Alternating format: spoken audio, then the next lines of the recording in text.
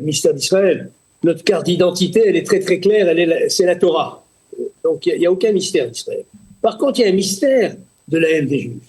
Et ce mystère de la haine des Juifs, c'est Amalek qui le porte. Comme chaque jeudi, de retrouver notre ami David Saada. David, bonjour, Boker Tov. Boker Tov, Daniel. Merci d'être avec nous, fidèle au poste, chaque jeudi pour la paracha de la semaine sous le prisme de l'actualité, ou l'actualité sous le prisme de la paracha, comme on veut.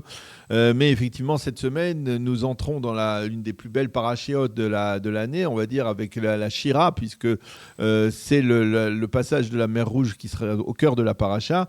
Mais David, on le sait, la paracha se termine par un autre événement majeur, on va dire la première guerre que le peuple juif va devoir mener en tant que peuple, celle contre Amalek, une guerre qui, bien entendu, aujourd'hui, après 2 années de combat sur plusieurs fronts, entre autres le Hamas, le Hezbollah, les Houthis, la Judée-Samarie, l'Iran, bien entendu, on ne peut pas s'empêcher de faire la comparaison. La première guerre, comme vous l'avez souligné, qui a mené le peuple juif en tant que peuple à peine sorti d'Égypte, en fait, un peuple non encore organisé.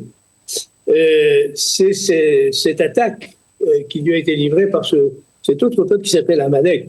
Mais dans la tradition juive, cette attaque d'Amalek et le personnage d'Amalek a été interprété et compris comme la haine des Juifs qui s'est poursuivie pendant toute l'histoire du peuple juif jusqu'à aujourd'hui, puisque aujourd'hui nous sommes dans une époque où sans doute la haine des Juifs n'a jamais été aussi répandue dans le monde entier, puisque c'est un phénomène aujourd'hui mondial. Oui, c'est important de souligner qu'on est même dans la semaine de l'anniversaire de la libération du camp d'Auschwitz, qui était bien entendu le symbole du mal à l'état pur contre le peuple juif. Oui, alors, il y a une formule qu'on peut des théologiens, surtout chrétiens, pour parler du mystère d'Israël. En réalité, il n'y a pas de mystère d'Israël.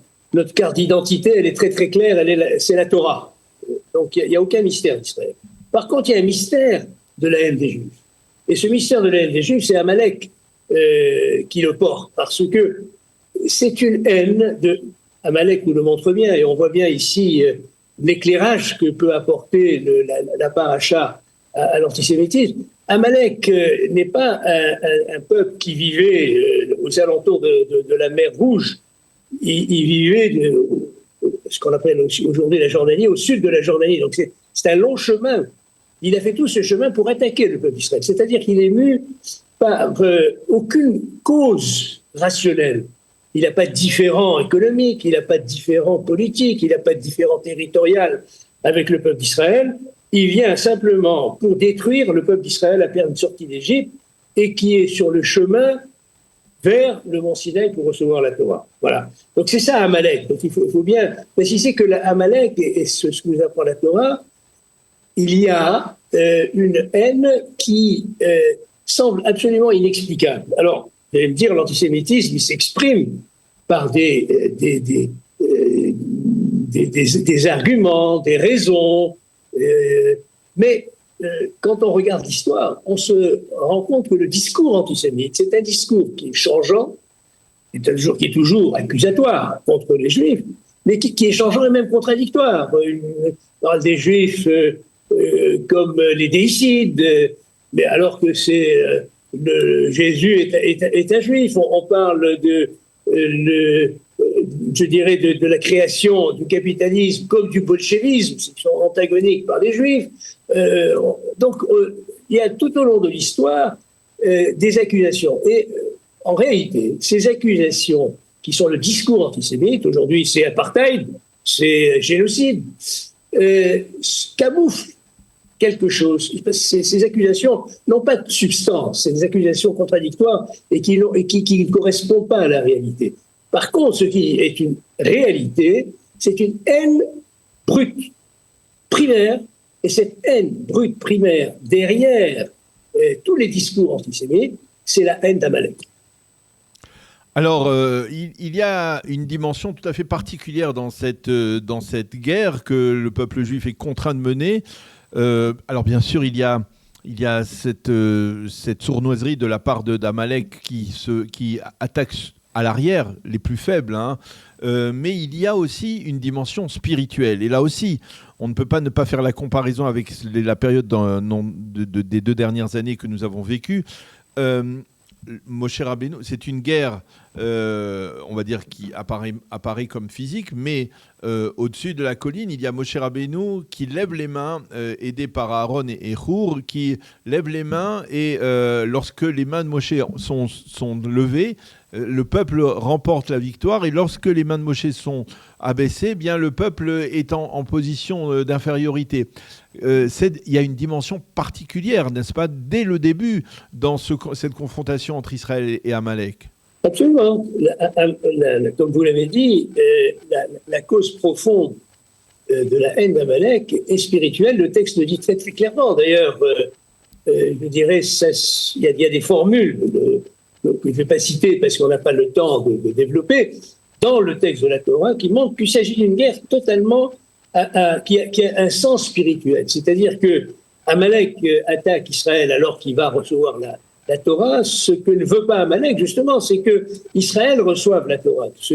Que le peuple Israël s'installe sur sa terre et applique la Torah sur sa terre. C'est ce que ne veut pas Amalek. Parce que Amalek a je dirais, spirituellement, il est animé par, non pas la loi de vie, qui est la Torah, mais par une autre loi, qui est une idolâtrie de la mort, idolâtrie de la destruction, un rejet, finalement, de ce qui peut faire réussir l'homme, ce qui peut faire réussir la création, ce qui peut faire réussir le projet divin. C'est ça, Amalek. C'est la négativité totale, et on le voit tout au long de l'histoire jusqu'à aujourd'hui. Tous ceux qui sont les descendants spirituels d'Amalek sont des idolâtres de la mort. Ce sont des gens qui sont à la fois des destructeurs du peuple juif et des destructeurs de l'humanité, et qui cherchent